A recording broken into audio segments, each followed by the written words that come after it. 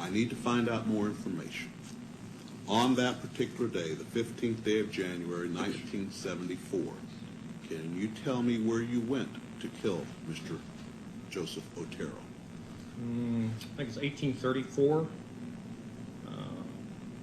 Edgemore. All right. Can you tell me approximately what time of day you went there? Somewhere between 7 and 7:30. This particular location, did you know these people? No, that's no, that was part of my, I guess my what you call fantasy. These people were selected. All right. So you Okay. you were engaged in some kind of fantasy during this period of time? Yes, sir. All right. Now, when you use the term fantasy, is this something you were doing for your personal pleasure? Sexual fantasy, sir. I see. So you went to this residence, and what occurred then? Well, I had did some thinking on what I was going to do to either Mrs. Otero or Josephine, and basically broke into the house, or didn't break into the house, but when they came out of the house, I came in and confronted the family, and then we went from there. All right. Had you planned this beforehand? To some degree, yes. After I got in the house, I lost control of it, but it was, you know, in the back of my mind, I had some ideas what I was going to do, but I basically panicked that first day. So Beforehand, did you know who was there in the house? I thought Mrs. Otero and the two kids, the two younger kids, were in the house. I didn't realize Mr. Otero was going to be there. All right. How did you get into the house? I came through the back door, cut the phone lines, waited at the back door, had reservations about even going or just walking away, but pretty soon the door opened and I was in. All right. So the door opened. Was it open for you, or did something? I think one of the kids, I think the junior, or not junior, yes, the younger, Joseph opened the door. He probably let the dog out because the dog was in the house at that time. All right. When you went into the house, what happened then? Well, I confronted the family, pulled a pistol, confronted Mr. Otero, and asked him to, you know, that I was there to, basically, I was wanted to get the car. I was hungry, food, I was wanted, and asked him to lie down in the living room. And at that time, I realized that wouldn't be a really good idea. So I finally, the dog was a real problem, so I asked Mr. Otero if he could get the dog out. So he had one of the kids put it out. And then I took him back to the bedroom. You took who back to the bedroom? The family, to the bedroom, the 4 members. All right. What happened then? At that time, I tied him up. While still holding him at gunpoint? Well, in between tying and yes. Yeah. All right. After you tied them up, what occurred? Well, they started complaining about being tied up, and I re-loosened the bonds a couple of times. Tried to make Mr. Otero as comfortable as I could. Apparently had a cracked rib from a car accident, so I had him put a pillow down for his head. Had he put a, I think he Parker or a coat underneath him. They talked to me about giving the car and whatever money. I guess they didn't have very much money, and there I realized that I didn't have a mask on or anything. They already could ID me, and made a decision to go ahead and put him down, I guess, or strangle him. All right. What did you do to Joseph Otero Sr.? Joseph Otero? Yeah, Okay. Joseph Otero Sr., Mr. Otero, the father. I put a plastic bag over his head and then some cords and then tightened it.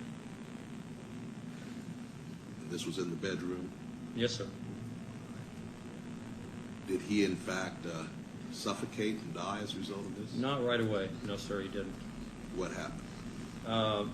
Well, after that, I did Mrs. Otero. I had never strangled anyone before, so I really didn't know how much pressure you had to put on a person or how long it would take. But Was she also tied up there in the Yes, bedroom? yeah, both her hands and their feet were tied up. She was on the bed. Where were the children? Josephine was on the bed, and Junior was on the floor this time. So we're talking first of all about Joseph Otero. So you'd put the bag over his head and tied it, and he did not die right away. Can you tell me what happened in regards to Joseph? He moved over real quick like, and I think tore a hole in the bag, and I could tell that he was having some problems there. But at that time, the whole family just went, they went panicked on me, so I worked pretty quick. I got What Mrs. did you worked pretty quick. Well, What I mean, did you do? I strangled Mrs. Otero, and she went out, or passed out. I thought she was dead. She passed out. Then I strangled Josephine. She passed out, or I thought she was dead. And then I went over and put a bag on Junior's head, and then if I remember right, Mrs. Otero came back. She came back and. Sir, let me ask you about Joseph Otero Sr. You Senior? indicated he had torn a hole in the bag. And what did you do with him then?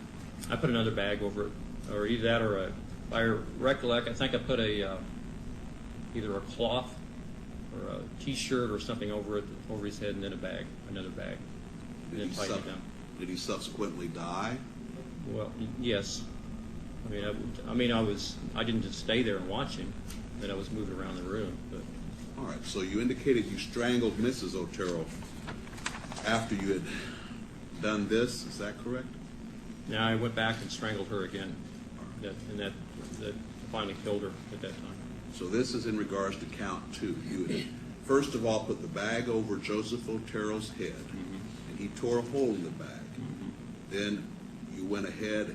Did you strangle Mrs. Otero then, or did you go First back? of all, Mr. Otero was strangled, or a bag put over his head and strangled. Then I thought he was going down, and I went over and strangled Mrs. Otero. I thought she was down. Then I strangled Josephine, thought she was down, and then I went over to Junior and put the bag on his head. After that, Mrs. Otero woke back up, and she was pretty upset and what's going on. So I came back, and at that point in time, strangled her for a death strangle at that time. With your hands or what? No, with a cord, with a rope. And then I think at that point in time, I redid Mr. Otero, put the bag over his head, went over, and then took Junior. Before that, she asked me to save her son. So I actually had taken the bag off, and then I was really upset at that point in time. So basically, when Mr. Otero was down, Mrs. Otero was down, I went ahead and took Junior. I put another bag over his head and took him to the other bedroom at that time. What did you do then? Put a bag over his head. I put a cloth over his head, a T-shirt, and a bag so he couldn't tear a hole in it. And he subsequently died from that. And then when I went back, Josephine had woke back up. What did you do then? And I took her to the basement and eventually hung her. All right, you hung her in the basement? Yes, sir. All right, did you do anything else at that time? Yes, I had some sexual fantasies, but that was after she was hung. All right. What did you do then? Went through the house, kind of cleaned it up. It's called the right-hand rule. You go from room to room. Picked everything up. I think I took Mr. Otero's watch. I guess I took a radio. I'd forgot about that, but apparently I took a radio. Why did you take these things? I don't know. I have no idea. Just What happened then? I got the keys to the car. In fact, I had the keys, I think, earlier before that because I wanted to make sure I had a way of getting out of the house and clean the house up a little bit, make sure everything's packed up, and left through the front door. And went over to their car, and then drove over to Dillon's, left the car there, then eventually walked back to my car. All right. Now, sir, from what you have just said,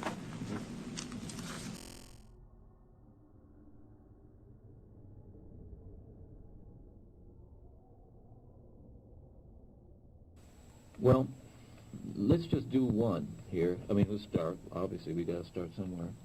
And I think we might, it's a long shot, it's a pretty long shot, that you might be able to get something out of it. At least some of that so-called tangible evidence that might be of some value not only to you but to others. And maybe a bit of information, even if you don't find anything else, that might be of some value to families. Okay. So we'll do, I understand that at the Issaquah site, which I could describe to you, would describe to you if you want, there were three remains of three individuals found, two identified and one not, because of the so few, the kinds of remains that were found were so few and unidentifiable. Okay. What do you want? Where the description of the site first? How to get there? I mean, you just don't make this up, right? Maybe half a mile, quarter of a mile down this little side road. If you kept on flying all the way down, oh well, Lord knows what the little creatures up there did, what the animals would have done. But I think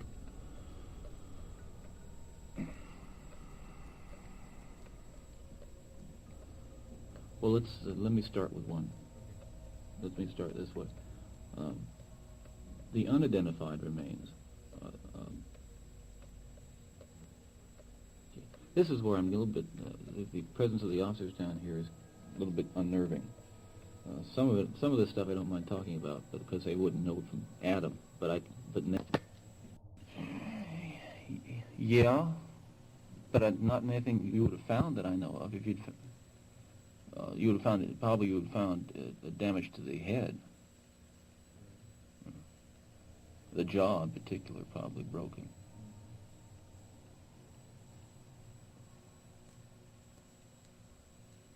But if you'd found that, you would have known who it was. But anyway, I don't know.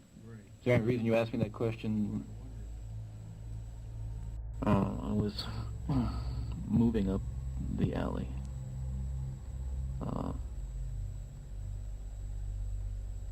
Using a briefcase and some crutches. And a young woman walked down. I saw her round the north end of the block into the alley and stop for a moment and then keep on walking down the alley toward me. And about halfway down the block, I encountered her and asked her to help me carry the briefcase, which she did, and we walked back up the alley, across the street, turned right on the sidewalk in front of, I think, a fraternity house on the corner there. Rounded the corner to the left, going north on 47th. Well, midway in the block, there used to be one of those parking lots they used to make out of burned down houses in that area. Let's see, we were to the car. All right.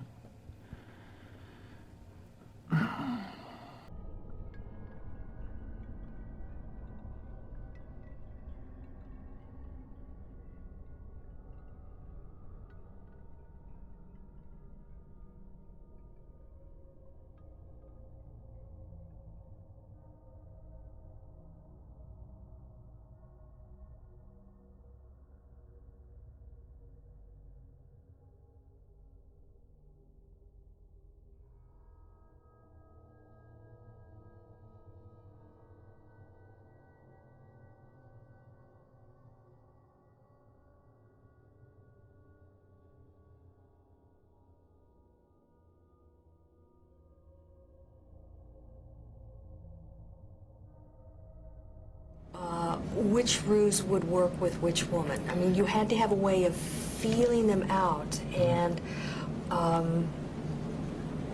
saying, I think ruse number 1, 2, 3 will work with this woman. Explain that process to me. Well, one of them was, a woman would get in a car, She's already in the car? She's in the car. Let's say she's always in the car. We're driving down the road, and she wants to see my ID. So I whip out my ID, and with my ID would be I'd put my finger over my driver's license to hide my name. But on the opposite side was pictures. And a picture of my son.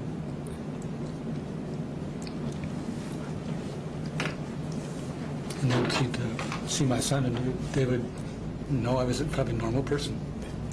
But you were really using your son as part of your ruse. Because only at the time I didn't want to picture my ex-wife there, so I had to have a picture of my son. Sure, you had to make it sound good. I had a driver's license on one side, my ID, and then when I showed and then the next picture was my son, so that was, and in the vehicle I had always had some, not always, but had some of my son's stuff in there, that he left in there, or some Star Wars or something like that, so it was like a family setting.